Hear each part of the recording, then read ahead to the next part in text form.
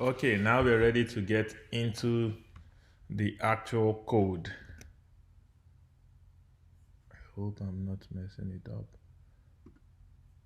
Yes, so we are in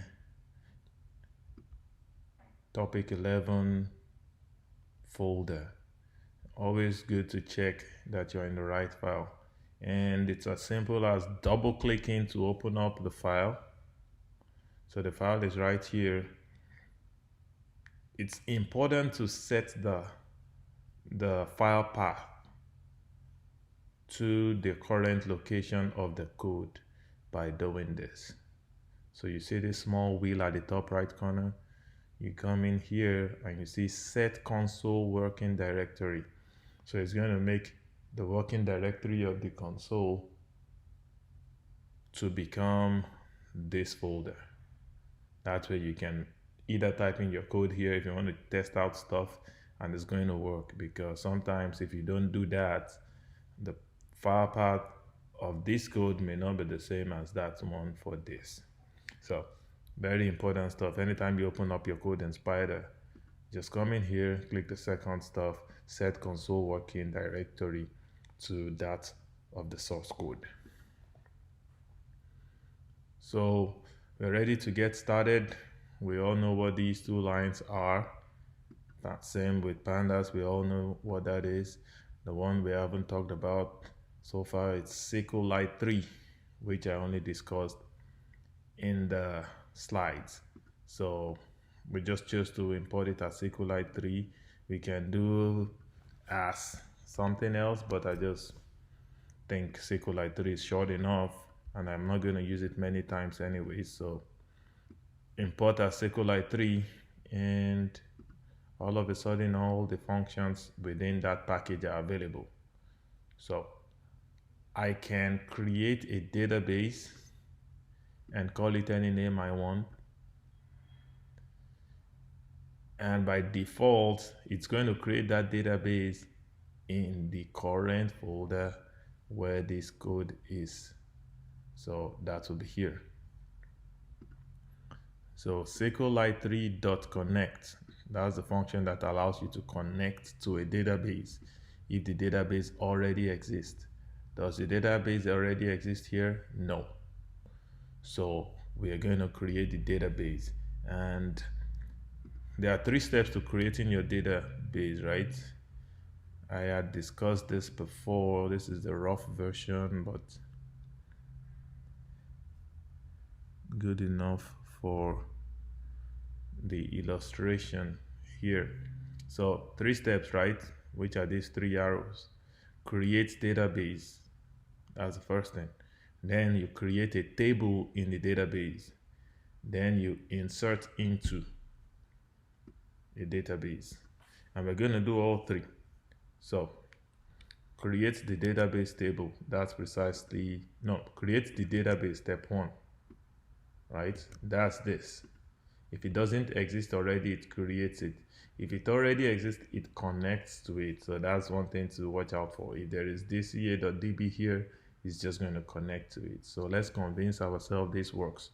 Control Enter is the fastest way to run a segment of code. You select that segment and you do Control Enter. Or you come in here to run and you do run cell, right? Which is the same thing as Control plus Enter. So that runs the cell, and the result will be, okay, right now there is no variables created. If it has already created some variables and you want to clear it out, just in case I forget, I'm saying it right now, you come in here and you do restart kernel, and that will wipe out everything here, everything in the memory, and you start off again. But I'm not going to wipe it out because I've created a connection already. So check it out. It created the database. So that line realized DCADB didn't exist before, so it creates it, and the database is empty. And there is a tool which you don't have to install, but I'm going to show you. You can download it. It's called DB Browser for SQLite. You can download and install, so you can do exactly what I'm doing. I'll close this and open database and look for that exact database I just created. So this is it. I just created it 711. It's 713. So open. I can open it up and I don't see anything in there, right? You can check out the database structure, which is precisely what is the database schema, right? We talked about that in the slides. Database schema is the structure of your database. It's here, so I don't need it here. I use browse data here to show me the data in there, and there is nothing. Tables 0, so no database table. It's totally empty, which is exactly the case because we have just done step 1. Step 2 was to create the database table. So first thing is we create a connector to the dca.db database. So you can also say it's a cursor that points to the database. This allows you to talk to the database using SQL. So that's just an intermediate step. And now we can execute this SQL command. So this is standard SQL that databases understand. You can type in this code directly into a database management system, but we can also send it in using Python, and that's what we choose to do. So the cursor, which is the connector, dot execute, that's always the command to execute any SQL command. Connector dot execute, then you put your SQL command. So create table, exactly what we had talked about in the slide. Create table, then table name. So create table, table name. DCA params is the table name. And what next? All the columns and their data types. All the columns and their data types. So well ID is an integer, right? 1 through 17. QI is a real number, initial flow rate, initial decline rate, real number. B, decline exponent is a real number. So you provide all of those and you run that SQL query by using the cursor.execute and you commit it. So I run that to create a new table. Table is empty, but there is now a table. How do I know there is a table? I can visualize it using this tool. You see this refresh button? Because right now it still shows there is no table, but we've changed the database. So we can refresh and all of a sudden the table shows up, exactly what we just created, well ID, QI, DIB. And the data structure also shows that here. So we keep moving. Data frame length, I already know there are 2 years of data, right? There were 24 months. I showed you those 24 months, so 24 rows. I'm just storing that here because I'll use it later. Well ID, I want to start out opening well 1. So well ID is now 1. I explained this before, right? So this will become DCA wells underscore solved / DCA well space 1.xlx. That's precisely what that does. And you can convince yourself using the variable explorer. So variable explorer stores all the variables you create. So file name is precisely that, which is the name of the file in this folder like I showed you before. So this file name is exactly what I just created. And you can provide that as a function, as an argument to the function Excel file. So this file is a .xlsx. So what you use is the Excel file function. Previously, we had used read underscore CSV file, but in those cases, we were working with CSV file. So the file name ended with .csv. So if you're looking at .csv, use pd.read underscore CSV.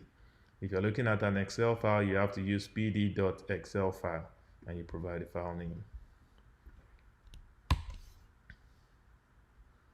Now, I showed you the spreadsheet before, but I've closed it, so I need to open it again just to show you that there are multiple tabs in there. There are multiple tabs in the function. You see that there is a tab DCA regression, a tab DCA forecast, a tab forecast chart, but we don't care about those. So we choose this tab by using this name, DCA regression. So let me close it just so it doesn't conflict with what we're doing there. So we type out the name of the tab we want, DCA regression, and we use this Excel we created from here, right? xl.parse. It parses what's in this tab, Excel tab, into data frame named df1. So everything in that tab is now sitting in this data frame df1. After running it, I haven't run it yet, so let's run it. And this is it. So it looks like it, right? All this NAN is not a number. They were empty. But remember, it was B4 through B, or B2 through B4. These are the data provided for the decline curve parameters. So those show up here, and we're going to grab exactly this one, these three, and we're also going to grab these. So that's all of your data sitting in your df1 data frame. Next is we need to create a data frame with 3 columns, right? When you look at this original data frame, yeah, there is time, there is rate, and there's cumulative production. So I want to store all 3, but I don't need to copy this. I can create this myself. I don't need to copy these 2. I can create it myself, right? I already said the function name CumSum, right? CumSum this, and you get this. Time just goes from 1 to 24. So we're able to create these 3. Create this, and copy in this. And that's what we're going to do next. So well ID, time, rate. So time, I already showed you what time is going to go from 1 to 24. Rate, we're going to load. Well ID is well 1. All of the data in that data frame I just showed you, which is df1, is for well 1. So we just need to keep repeating 1. So when we get to well 2, we'll start repeating 2. And the syntax for repeating all of the data is shown here. So well ID is 1, will be multiplied by ones of length 24, data frame length. So that's why we created this. And the type is integer. So it's going to be 1 repeated 24 times. And I'll show you after I create it. Again, you remember this function, right? pd.dataframe, and you put in a dictionary. This is the column header for the first column header for the second column. You guys are familiar with range, going from 1 through data frame length 24 plus 1, 25, because range will stop 1 point short of the total length, right? So it's going to stop at 24 because we're going to specify 25. That's why we add 1. So time is going from month 1 to month 24. And for the rates, we use the ilog for the data frame, and we are going from row 8 to 32 minus 1, right? So 32 minus 1, so 8 through 31. And we convert it from data frame or data series into an array, into a NumPy array using the dot values. Dot values converts data frame or data series into arrays.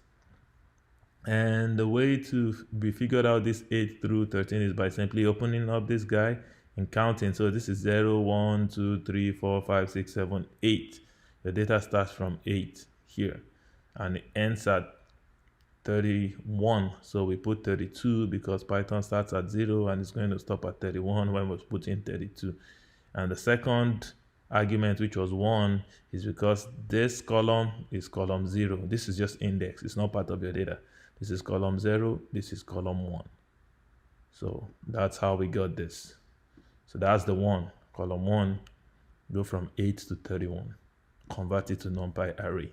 And when you run that, you have your data frame, your rate data frame with 3 parameters right here. Well ID, once repeated, So that's 0 through 23, and your time is month from 1 to 24, and your rate is everything in that file. So when we go to well ID 2, it's going to go under this and put 2 and repeat 2 another 24 times, and you have time going from 1 to 24 again. That's how databases work. There's always that well ID that will keep repeating because you have multiple data for each well. Good. So we need to add the QIUMs to that data frame, right? And I already mentioned this several times. QIUM sum for cumulative sum. QIUM sum the rate, and all of a sudden you have your cumulative sum, and it always puts in the new data frame at the back end. So before you add 3 columns, well ID, time, and rate, now you will have 4, and the 4th is the QIUM.